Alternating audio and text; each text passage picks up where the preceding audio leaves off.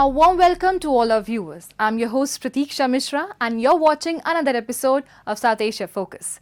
Let's begin the show. India is steadily expanding its global economic footprint through landmark trade partnerships. The India-UK Free Trade Agreement is now in force, opening wider opportunities for businesses and exporters. Meanwhile, negotiations on the India-EU Trade Pact are nearing completion, a move expected to boost trade, attract investment, strengthen supply chains and create new jobs on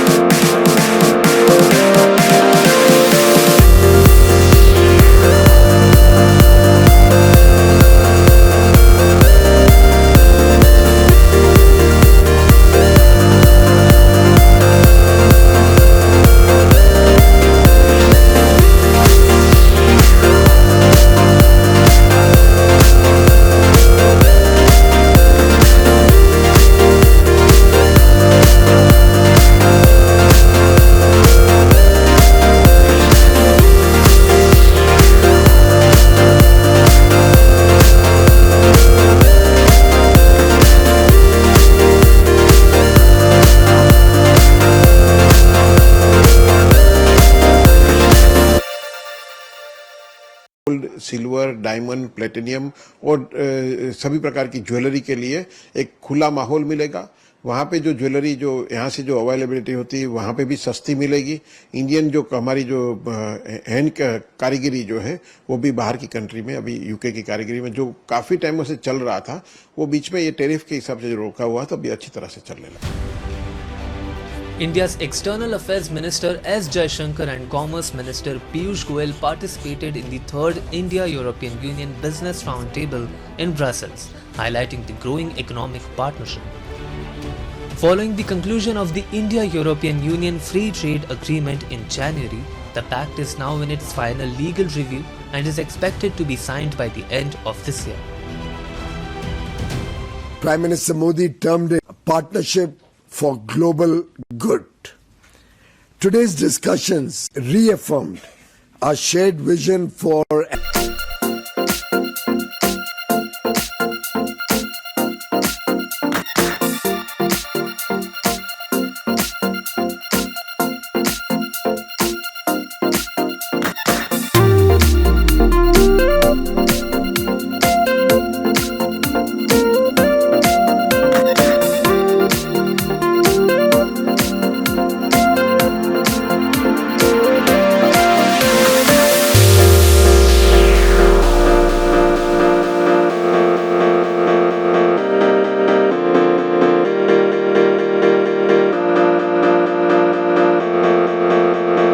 Pakistan-occupied Jammu and Kashmir.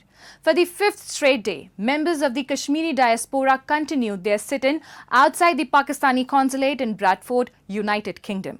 They accused Islamabad of increasing military action in POJK and demanded the immediate withdrawal of Pakistani security forces. The protesters also called for an end to alleged unlawful killings and violence and urged the international community to intervene, saying the human rights situation is getting worse. Our report. The protests may be taking place thousands of kilometers away from Pakistan-occupied Jammu and Kashmir. But the message from Bradford is unmistakable. For the fifth straight day, members of the Kashmiri diaspora gathered outside the Pakistani consulate, accusing Islamabad of turning POJK into a heavily militarized zone and demanding an immediate withdrawal of Pakistani security forces. Protesters alleged that instead of addressing public grievances through dialogue, Pakistan has responded with force, intimidation and an increased military presence. वहाँ के लोगों की बातों को सुना जाए। आज भी हमारा यही रोना है कि आज़ाद कश्मीर के अंदर पाकिस्तानी पैरामिलिट्री फोर्सेस वो जो जारियत, बर्बरियत और जुल्म की इंतहा कर रही हैं उसको बंद किया जाए, उन्हें वापस बुलाया जाए, आज़ाद कश्मीर का अमन व अमान बहाल किया जाए, वहाँ के लोगों की बातों को सुना जाए और उनके जो भी मुतालबात हैं उनके साथ बातचीत करके उनको हल किया जाए। जुल्म, जबर और बर्बरियत की बुनियाद पर आप नफरतें पैदा कर रहे हो, आप एक ऐसा खलीज पैदा कर रहे हो जो शायद जिसको वापस करीब न लाया जा सके। इसलिए पाकिस्तान के जो आला क़यादतें हैं उन तक हमारा ये पैगाम है, हम देते रहेंगे, इससे पहले भी दिया है कि आप के खिलाफ हमारी जिदोजहद हर दौर में जारी रहेगी उस वक्त तक जब तक इंसाफ का बोलबाला नहीं हो जाता, जब तक हमारे रियासत से आपके नापाक अज़ाइम का खात्मा नहीं हो जाता, जब तक आप हमारे लोगों की इज्जत नफ्स को बहाल नहीं करोगे, हम आपके खिलाफ अपनी जिदोजहद जारी रखेंगे। The Bradford sit-in is the latest chapter in a movement that has steadily gained momentum over the past several weeks.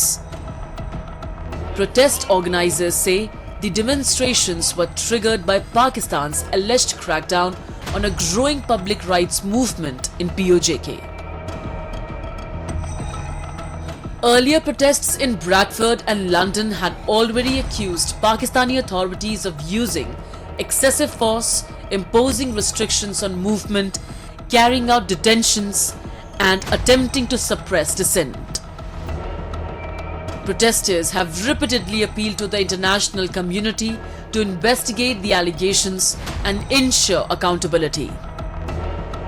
Addressing the gathering, Jammu Kashmir National Independence Alliance chairman Mahmood Kashmiri alleged that Pakistani forces had once again killed 4 Kashmiris and were attempting to crush what he described as a peaceful people's movement. He claimed that a shutdown was being observed across POJK with participation from women, children and civil society, arguing that the unrest reflected widespread public anger rather than an isolated protest. अब Pakistani consulate Bradford के बाहर धरना दे कर बैठे हुए हैं और आज एक बार फिर पाकिस्तान की जालिम फोर्सेस ने आज़ाद कश्मीर में हमारे 4 कश्मीरियों को शहीद कर दिया है और फोर्सेस की तादाद में इजाफा किया जा रहा है। हमारी पुरअमन तहरीक है और इस पुरअमन तहरीक को पाकिस्तान की कातिल फोर्सेस जो हैं वो जबर के तौर पर ख़त्म करना चाहती हैं, मगर ऐसा मुमकिन नहीं है। ये अवामी तहरीक है और अवामी तहरीक को ताकत और जबर के तौर पर ख़त्म नहीं किया जा सकता। अब भी वक्त है अमन का रास्ता तलाश किया जाए। अमन के रास्ते में ही सलामती है। अगर पाकिस्तान का हुक्मरान तबका ये समझता है कि वो कश्मीरियों की लाशें गिराकर वो अपने जो मकासद हैं उसको उसमें कामयाब हो जाएगा, तो ये मुमकिन नहीं है। इस वक्त पूरा आज़ाद कश्मीर जो है, पूरा आज़ाद कश्मीर शटर डाउन पहिया जाम है, जिसमें ख्वातीन और बच्चे शामिल हैं। Meanwhile, anger was also visible inside POJK. At a gathering in Rawalakot, speakers questioned the legality of the military's actions and accused Pakistan's establishment of using violence to silence dissent. Protesters argued that no constitutional or legal framework could justify the deaths of civilians or the use of force against peaceful demonstrators.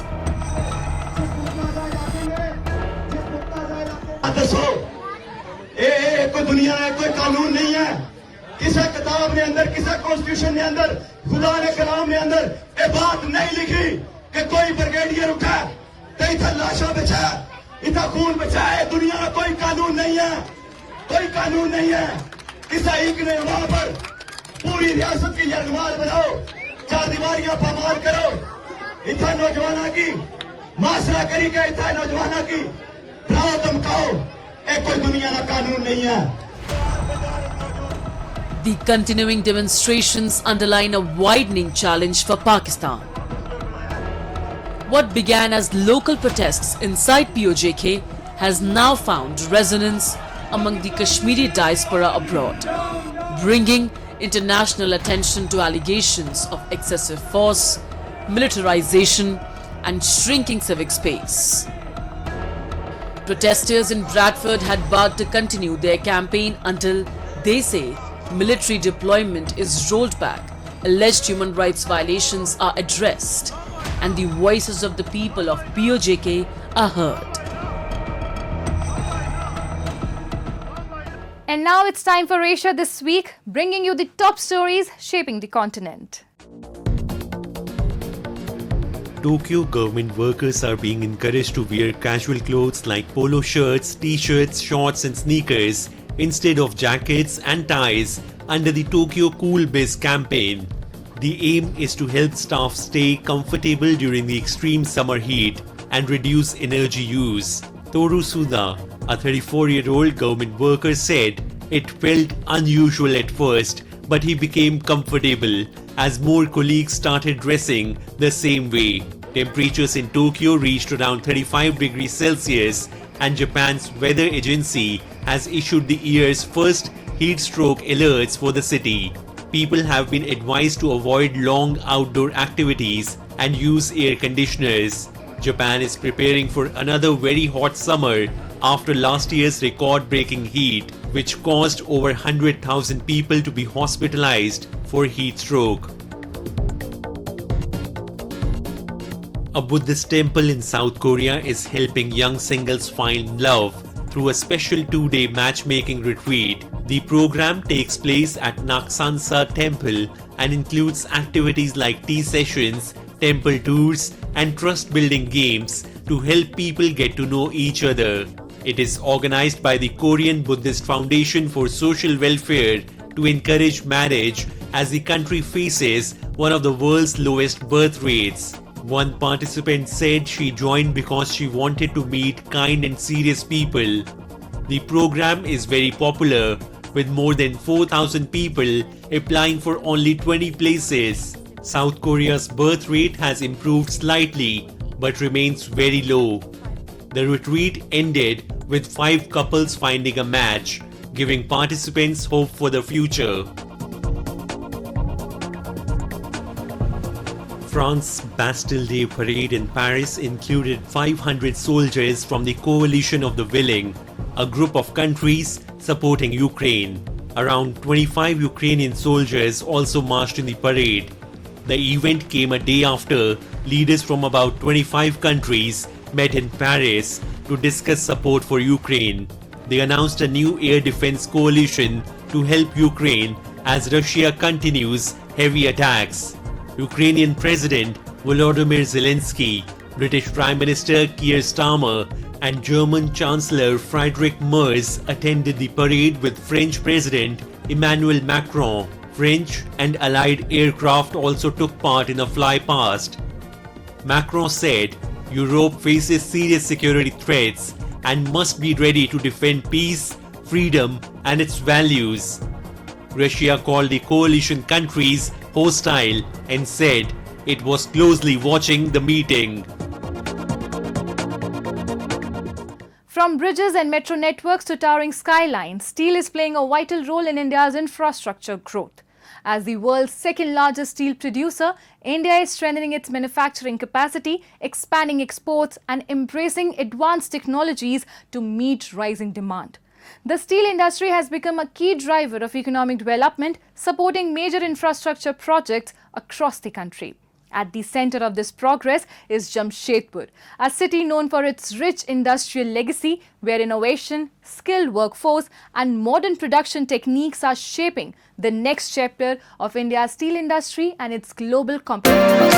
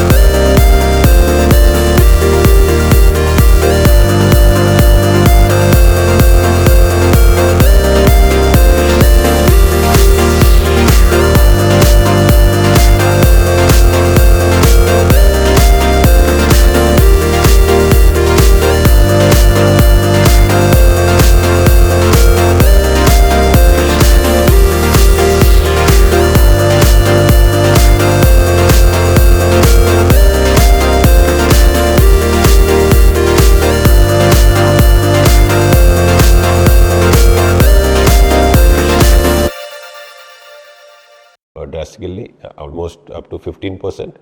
We produced close to 152 million tons in financial year 25.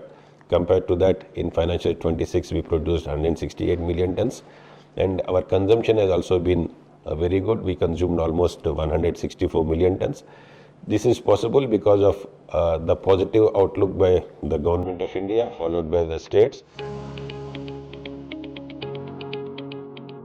At the heart of India's steel industry is Jamshedpur, the country's iconic steel city.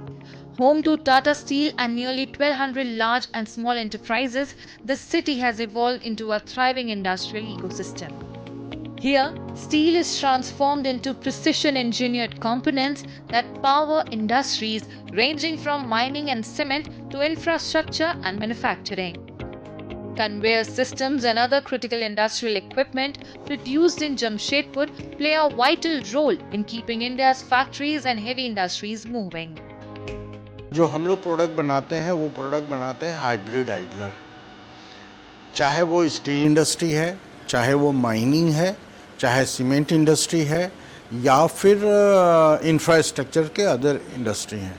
इसमें क्या है, tons of the material जो minerals हैं वो एक जगह से दूसरी जगह ले जाया जाता है, ट्रांसपोर्ट किया जाता है.